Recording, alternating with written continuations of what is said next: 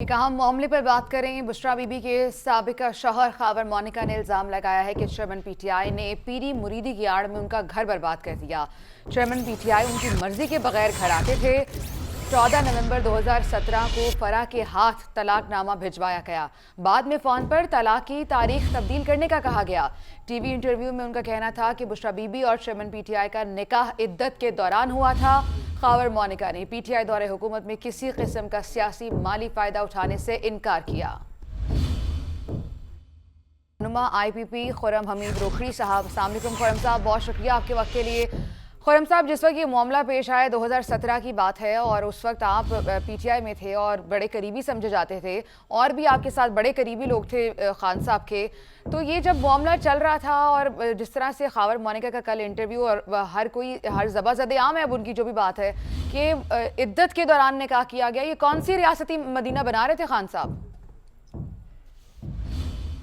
कि वो क्या कर रहा था? बात यह है जी कि आपने तज़किरा किया कि हम 2017 से ये शुरू हुआ, तो मैं ये कह सकता हूँ कि मैं वो आदमी हूँ कि जिसने 2018 के इलेक्शन से पहले जिस मकाम तक मैं जा सकता था वहाँ पर जाकर इसकी ये जो गोगी है, ये जो खातून है, इसकी फोटो और मैंने कही कि इससे बचा लिया, इससे बचा लिया तो मुल्क बच जाएगा। बात यह है कि ये जो सब्जेक्ट है ये इतना शर्मनाक है। हम तो कौम कबाइल के लोग हैं, अल्लाह पर्दे रखे। ये इतना शर्मनाक सब्जेक्ट है कि इसके ऊपर के डिस्कस किया क्या जाए। यानी यकीन करें, आप जब फोन आता है ना किसी पर में, तो मैं पहले ये सोचता हूँ कि क्या यानी इस गंद में, इस गलाजत में क्या और यानी क्या बोलेंगे बात।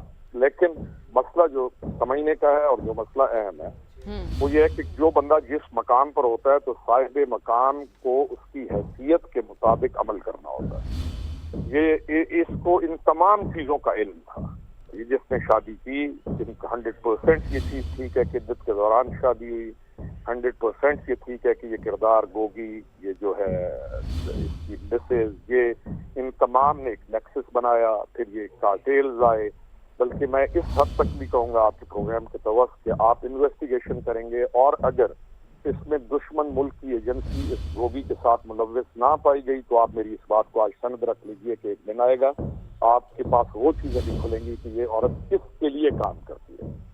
ये एक तो ये सार फिर एक दिरहम और दीनार, माल सिर्फ चीज़ नहीं है, they're up to something more than that.